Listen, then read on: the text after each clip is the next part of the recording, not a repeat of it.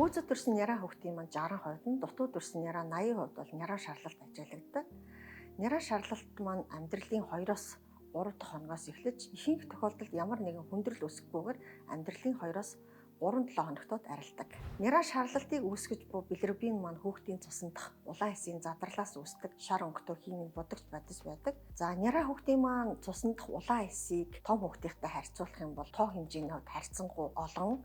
Тэгээд амьдрах хугацааны хувьд бол тийм ч удаан биш, маш хурдан хугацаанд задардаг учраас их хэмжээгээр билирубиныг үүсгэдэг. За хүүхэд маань ээжийнхаа хөвлөд өсөж байж байгаа явцад бол ургийн биеэс билирубиныг зайлуулах гол үүргийг маань ихэс гүйцэтгэж байсан бол хүүхэд төрсний дараагаар элэг энэ ажлыг хийж эхэлдэг. Их хэмжээгээр үүссэн билирубиныг маань дөнгөж төрсэн няраа хүүхдийн маань элэг бүрэн гүйцэд задалж боловсруулж чаддгүй улмаас хүүхдийн цуснд билирубин ихээр хоригдлагдаж няраа шарлалт явагддаг.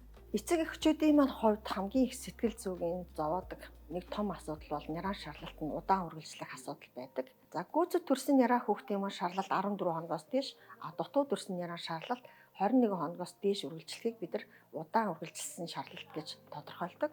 За удаан үргэлжилж байгаа шарлалтын шалтгааныг тодруулах нь маш чухал байдаг. Учир нь удаан үргэлжилсэн шарлалтын эмчилгээ маань шарлалтыг үүсгэж байгаа шалтгаанаас хамаардаг.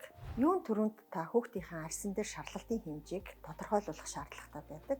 Арьсан дээр тодорхойлсон шарлалтын хэмжээс маань тухайн шарлалт хэр түвшинд явж байгааг тодорхойлохоос бус ямар шалтгаанаас үүссэн байдгийг тодорхойлох боломжгүй байдаг. Арьсан дээр тодорхойлсон шарлалтын хэмжээс маань бидний хүлээгдэж байсан үзүүлэлтээс харьцангуй өндөр тодорхойлогдсон тохиолдолд хүүхдийнхээ цуснд нийт билирубин болон түүний фракцийг тодорхойлуулах шаардлагатай. Учир нь энэхүү шинжилгээгээр хүүхдийн элэг зүсэнд ямар нэгэн эмгэг байгаа эсхийг урьдчилан тодорхойлох боломжтой байдаг. За мөн хүүхдэд ноцтой хүндрэл үүсгэж болох үс хүүхдийн цус багталт, төрөлхийн бамбаа булчирхаан эмгэг, ураг няраа халдвар байгаа эсхийг заашгүй үгүйсгэх шаардлагатай байдаг учраас эдгээрийг тодорхойлох шинжилгээг өгөх хэрэгтэй.